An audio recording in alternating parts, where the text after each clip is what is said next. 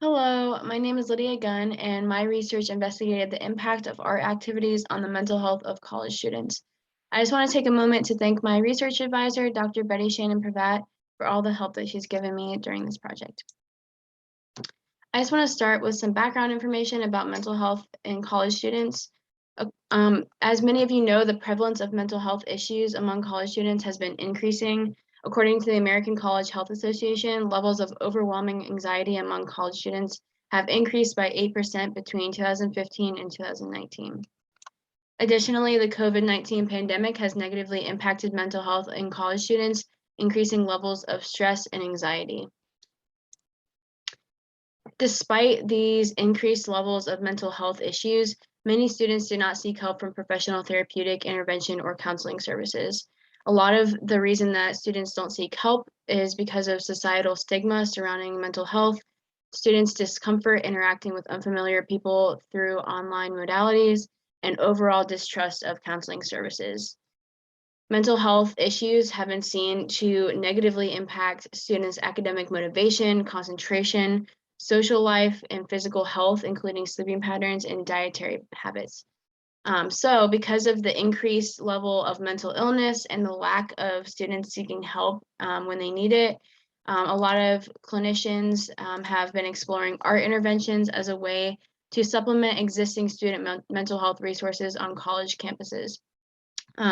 Creative processes and therapy provide a holistic approach to psychotherapy, connecting physical bodily experiences to processes going on within the mind so that individuals are able to explore different ways to express personal thoughts and feelings.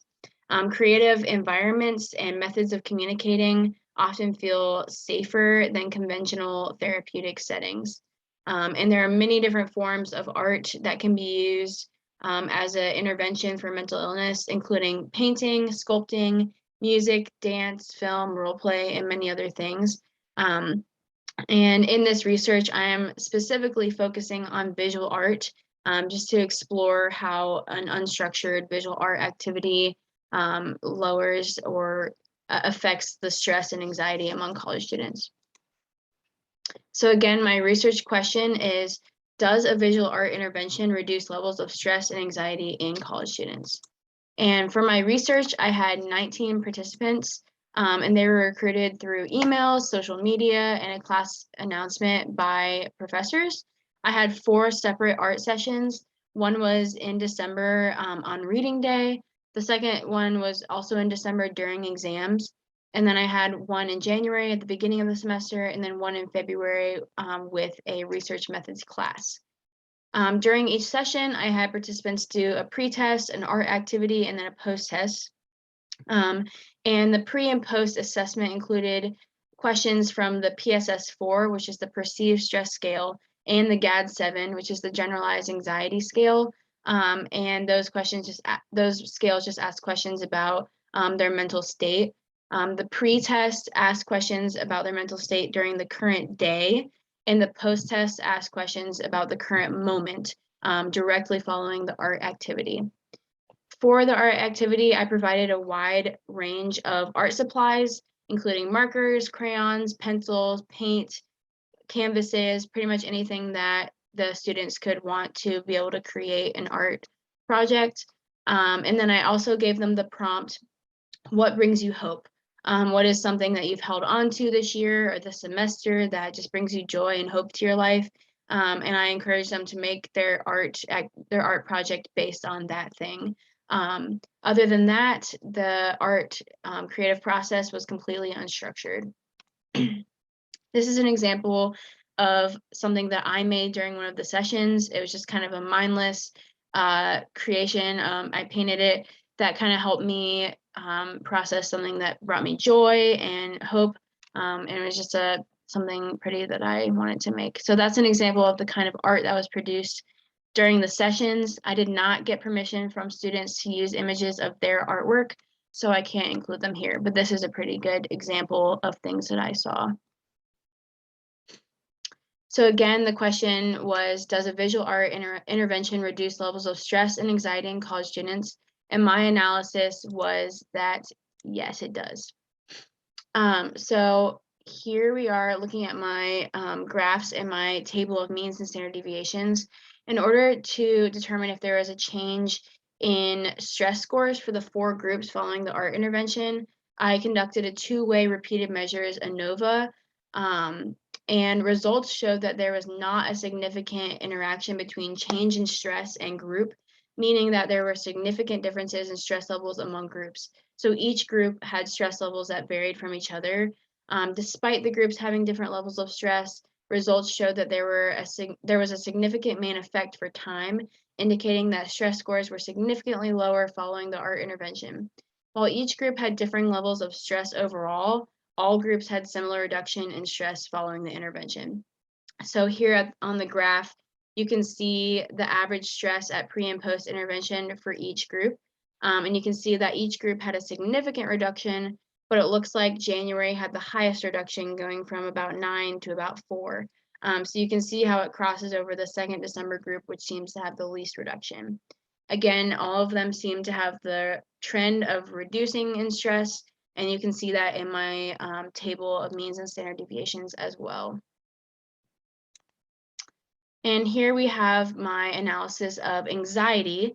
Again, to examine the change in anxiety, I did another 2-way repeated measures ANOVA, and there was a significant main effect for time, which indicates that anxiety scores were significantly lower following the art intervention for every group. There was a significant interaction between change in anxiety and group, which indicates that the effect of the intervention was a little bit different for the participants in different groups.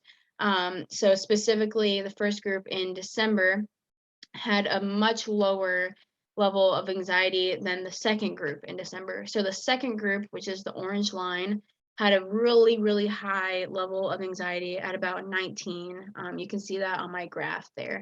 And the other 3 groups, the first group in December, January, and February did not differ from each other. So that second group in December was kind of an outlier there. And then you can also see my tables, my table of means and standard deviations, and you can see the general reduction in anxiety there as well.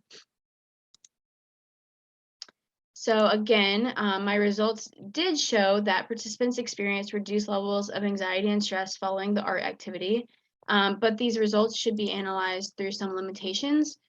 First of all, I had a really small sample group comprised entirely of female presenting undergraduate students. So I did not I did not collect demographic information about gender identity, race, class year, or any of those things. So it's hard to generalize these results to more groups of people other than the one that I sampled. There was also not a randomized control group, which would have been a group of students that did not involve themselves in an art activity. They would have just been present, and that would have allowed us to compare how effective the art intervention actually was. The art sessions were also advertised as stress busters. So students came in with the understanding that the purpose of the event was to reduce stress and anxiety. So that could have created some bias in their responses. Despite all these limitations, there are several implications we can make for future research in both academic and clinical settings. Again, I want to emphasize that future research should include a randomized control group in order to be more clear about how effective the intervention was. There should also be larger, more diverse groups and perhaps more exploration of other kinds of art interventions. I only did visual art and I didn't explore specific kinds of visual art. For example, I could have just done painting, but instead I provided a large number of different mediums. So future research could go more in detail with specific materials and explore that. Based on my research, I think it would be worthwhile for academic institutions to make creative materials more accessible to students.